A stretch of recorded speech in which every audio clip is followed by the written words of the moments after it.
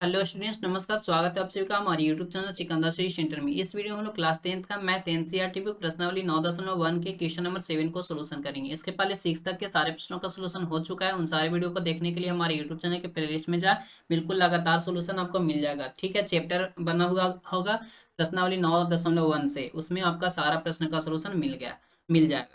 तो चलिए इस प्रश्न को सोल्यूशन करते हैं। आप शुरू से अंत तक इस वीडियो को देखें और बिल्कुल अच्छे से समझ लें। बिल्कुल 100% आपको सोल्यूशन समझ में आएगा, बस आप शुरू से अंत तक देखें।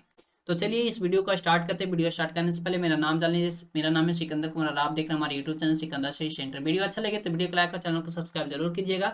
देखिए कह रहा है कि भूमि के एक के क्वेश्चन नंबर 7 में प्रश्न हमारा कहता है, भूमि के एक बिंदु से एक के 20 मीटर ऊंचे भवन के शिखर पर लगी एक संचार मीनार के तल और शिखर का उन्नयन कोण क्रमशः 45 डिग्री और 60 डिग्री है। तो मीनार की ऊंचाई ज्ञात करना। क्या कह रहा है कि भूमि के एक बिंदु, मान लो कि एक भूमि है, ठीक है, ये भूमि है। कह रहा है किसी एक बिंदु से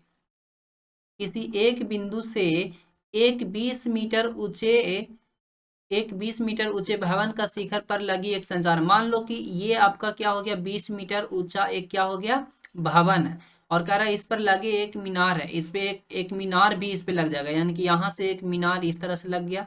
ठीक है, कह रहा है कि इसका उन्नयन कोण शिखर का उन्नयन कोण क्रमशः 45 डिग्री और 60 डिग्री है। मतलब इस बिंदु से यहाँ तक का क्या हो जाएगा, ये 45 डिग्री, और इसका शिखर का उन्नयन कोण कितना हो जाएगा, यानी कि भवन का शिखर का उन्नयन कोण 45 डिग्री है और इसका ये संचार मीनार का उन्नयन कोण कितना है, तो 60 डिग्री है।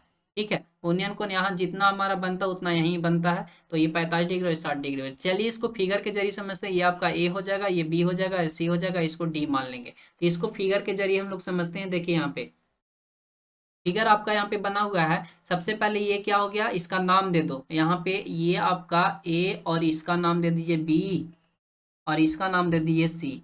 देखिए ए बी आपका क्या है, एक मीनार बन गया जो सी बिंदु से यहाँ पे क्या है, यहाँ पे मैं लिख लेता हूँ, लिखा हुआ बात है। देखिए यहाँ पे आपका एक टावर लग गया, यहाँ पे भवन के शिखर पर एक टावर लग गया और इसका उन्नयन कोण क्रमशः इस प्रकार से है। ठीक है, अब चलिए यहाँ पे हम नाम देते हैं इसको ए बी और सी और इसको दे देते हैं डी। अब समझिए यहाँ पे कौन क्या है, किसको क्या बोलेंगे। तो यहाँ पे सबसे पहले सॉल्यूशन लिखेंगे और मानना होगा। यहाँ पे देखिए ए और बी, इसको हम क्या माने हैं, ये हमारा भवन है, ये हमारा भवन है जिसका ऊंचाई यहाँ पे दिया हुआ है कितना, 20 मीटर दिया हुआ है। ठीक है, और इसके शिखर पर क्या लगा हुआ है, एक संचार मीनार लगा हुआ है। ये आपका क्या है, मीनार है। तो मीनार आपका एडी हो गया और क्रमशः इन दोनों का उन्नयन कोण कितना है, 45 डिग्री और 60 डिग्री, जो कि यहाँ पे लिख चुके हैं। ठीक है, तो हमें क्या ज्ञात करना है, मीनार का ऊंचाई ज्ञात करना है, यानी कि ए और डी ज्ञात करनी है। तो चलिए यहाँ पे निकालते हैं। सबसे पहले मानेंगे, यहाँ पे माने हैं क्या, भवन का ऊंचाई ए बी है। देखिए इसको ए माने हैं और इसको बी माने हैं, तो भवन का ऊंचाई ए बी हो जाएगा जो 20 मीटर ऊंचा है, जो 20 मीटर ऊंचा है, यानी कि ए बी कितना है, 20 मीटर ऊंचा है। ठीक है, और कह रहा है कि भूमि के एक बिंदु सी से कुछ दूरी पर है। यहाँ देखिए ये भूमि का एक बिंदु है जो कुछ दूरी पर है, ये दूरी नहीं पता हमें। कह रहा है भवन के शिखर पर उन्नयन कोण 45 डिग्री है और इसका शिखर का उन्नयन कोण कितना है, 45 डिग्री। यहाँ 45 डिग्री, तो यहाँ भी आपका 45 डिग्री ही बनेगा। कह रहा है कि और एडी एक संचार मीनार है, और ए और डी, ये हमारा ए हो गया और ये हमारा डी हो गया। ये डी आपका क्या है, एक संचार मीनार है जो भवन के शिखर पर है, जिसका उन्नयन कोण 60 डिग्री है। यहाँ पे आपका कितना बन रहा है, 60 डिग्री, तो यहाँ भी आपका 60 डिग्री हो जाएगा। ठीक है, कह रहा है हमें एडी यानी भवन पर लगे मीनार की ऊंचाई ज्ञात करनी है। ठीक है, तो चलिए यहाँ पे देखिए दो त्रिभुज बन रहा है, एक बन रहा है ए बी सी और एक बड़ा त्रिभुज बन रहा है डी बी सी। तो चलिए सबसे पहले छोटा त्रिभुज में देखते हैं। यहाँ पे लिखे यहाँ पे समकोण त्रिभुज एबीसी में, देखिए ये आपका ए हो गया, बी हो गया, सी हो गया। समकोण त्रिभुज एबीसी में एंगल बी जो है आपका, ये क्या है, 90 डिग्री है। ये एंगल बी 90 डिग्री है और एंगल सी आपका क्या है, 45 डिग्री है। और ए बी का मान यहाँ दिया हुआ है, यहाँ पे भवन का ऊंचाई कितना दिया हुआ है, तो 20 मीटर दिया हुआ है। बीसी हम सबसे पहले निकालेंगे। यहाँ से ये मतलब भूमि पर एक बिंदु सी से कितना दूरी पे है ये भवन, उसको हम सबसे पहले निकालेंगे। तो यहाँ पे सबसे पहले बताइए, यहाँ पे 90 डिग्री के सामने वाली भुजा को क्या कहते हैं, हाइपोटेनस कहते हैं, और थीटा के सामने वाले परपेंडिकुलर, यानी कि पी है और ये हमें बी निकालना है। तब पी और बी में क्या संबंध होता है, तो tan में संबंध होता है। tan थीटा बराबर क्या होता है, पी बाई बी होता है। तो यहाँ पे tan लेंगे, तो यहाँ पे हम लिए tan 45 डिग्री, क्योंकि कोण आपका 45 डिग्री है।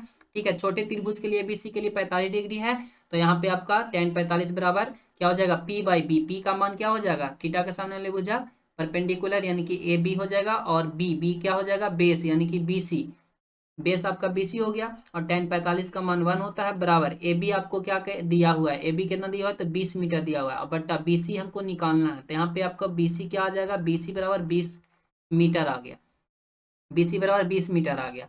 अब हमें क्या करना है, देखिए अब ये आपका 20 मीटर आ गया, ये आपका 20 मीटर आ गया, हमें इसका ऊंचाई ना ज्ञात करना है। तो देखिए यहाँ पे एक त्रिभुज बन रहा है इस प्रकार से, देखिए यहाँ पे मैं बता दे रहा हूँ फिर से, देखिए ये हो गया आपका, और एक त्रिभुज इस तरह से बना था ना, ये आपका 45 डिग्री था और ये आपका 60 डिग्री, टोटल यहाँ से 60 डिग्री, ये आपका ए था और ये बी था और ये सी है। तो इसका हमें लंबाई पता हो गया कितना है, ये 20 मीटर है, और ये हमें 20 मीटर, इसको छोड़ दो, लेकिन हमको यहाँ से यहाँ तक ज्ञात करना है, यहाँ से हमें यहाँ तक ज्ञात करना है, तो इसको छोड़ दीजिए, हम पूरा बी और डी का वैल्यू निकाल लेंगे। अब बी और डी का वैल्यू निकाल करके ए और बी का वैल्यू घटा देंगे, तो हमारा ए डी का वैल्यू निकल जाएगा। तो यहाँ पे आपका क्या बन जाएगा, इसमें देखिए ये हमारा थीटा हो जाएगा 60 डिग्री, और इसके सामने वाली भुजा परपेंडिकुलर यानी कि पी हो जाएगा, और बी आपका दिया हुआ है, तो पी और बी यहाँ पे tan 60 अगर जो लगा देते तो हमारा मान निकल जाएगा, नहीं निकल जाएगा। तो यहाँ पे आपको लिखना होगा समकोण त्रिभुज, समकोण त्रिभुज क्या है, DBC में, यहाँ पे लिखिए DBC में, समकोण त्रिभुज DBC में क्या है, एंगल बी जो है आपका वो 90 डिग्री है, एंगल बी आपका 90 डिग्री है, और एंगल सी जो है आपका, एंगल सी जो है आपका वो 60 डिग्री है, एंगल सी आपका क्या है 60 डिग्री। और यहाँ पे आपका वैल्यू दिया हुआ है बी और सी, BC बराबर आपका कितना हो जाएगा, तो 20 मीटर दिया हुआ है, BC आपका 20 मीटर दिया हुआ है, हमें ज्ञात करना क्या, D और B ज्ञात करना है, तो हमें D और B निकालना है। DB बराबर क्या हो जाएगा, इसको हम हटा देते हैं, सबसे पहले यहाँ से इरेज कर लेते हैं, उसके बाद जगह बन जाएगा, और उसके बाद इसका सोल्यूशन करते हैं, ठीक है। चलिए ये हट गया। आप देखिए यहाँ पे हम निकालते हैं, यहाँ पे देखिए यहाँ पे क्या निकालना है हमें, tan लगा देंगे, tan 60 डिग्री, थीटा का वैल्यू आपका दिया हुआ tan 60 डिग्री बराबर क्या हो जाएगा, P/B होगा ना। तो देखिए P क्या हो जाएगा आपका, D यहाँ से यहाँ तक हो जाएगा, यानी कि DB हो जाएगा, D और B बट्टा B का वैल्यू क्या हो जाएगा, देखिए B और C हो जाएगा, तो यहाँ पे लिख देंगे BC, ठीक है। tan 60 का मान √3 होता है, तो √3 बराबर हो जाएगा D और B का वैल्यू हमें निकालना है, DB हो जाएगा बट्टा BC, BC का वैल्यू आपका दिया हुआ है, B और C का वैल्यू 20 मीटर हो जाएगा। तो यहाँ से अगर DB का वैल्यू निकलेगा, तो D और B का वैल्यू कितना आ गया, 20√3 आ गया, 20√3 आ गया। तो D और B क्या है, देखिए DB आपका पूरा ये बड़ा त्रिभुज वाला यहाँ से यहाँ तक था, हमें ज्ञात करना है यहाँ से यहाँ तक, इतना ही ना निकालना है। तब बड़ा में से छोटा को घटा देंगे, ठीक है, बड़ा त्रिभुज में से छोटा त्रिभुज को घटा देंगे, यानी कि बड़ा भुजा में से छोटा भुजा, तब बड़ा भुजा क्या है, D और B है, और हमें निकालना क्या, A और D। तो हम यहाँ पे लिख सकते हैं AD बराबर बड़ा भुजा को क्या बनता है आपका, D और B बनता है, DB माइनस क्या घटा देंगे हम, घटा देंगे B और A, ये छोटा भुजा ये हो गया, तो यहाँ से घटा देंगे AB घटा देते हैं, A और B, यहाँ पे आया हुआ ना आपका B और C आया हुआ है ना, ABC, यहाँ पे BC, अच्छा ये BC आया हुआ है, यहाँ पे निकल कर क्या आया है, BC बराबर ये आया हुआ है 20 मीटर, और ये अच्छा इसका तो वैल्यू है ही है, इसका वैल्यू तो हमें दिया हुआ है 20 मीटर, A और B का वैल्यू तो आपका 20 मीटर है, दिया हुआ ही है, क्योंकि ये भवन का ऊंचाई बोल रहा है, ठीक है। AB हो जाएगा, तो A और D हमें निकालना, तो AD बराबर क्या हो जाएगा, D और B, तो DB का वैल्यू कितना है, 20√3 है, और माइनस AB का वैल्यू यहाँ पे दिया हुआ, देखिए AB का वैल्यू आपका 20 मीटर है ना, तो ये 20 मीटर लिख देंगे, 20 हो जाएगा। तो AD का वैल्यू निकालना चाहेंगे, तो देखिए दोनों में 20 है, तो 20 यहाँ कॉमन कर लेते हैं, यहाँ से ब्रैकेट में हो जाएगा, और यहाँ पे कॉमन हो गया तो 3 हो जाएगा, और माइनस यहाँ पे कॉमन हो गया तो 1 हो गया।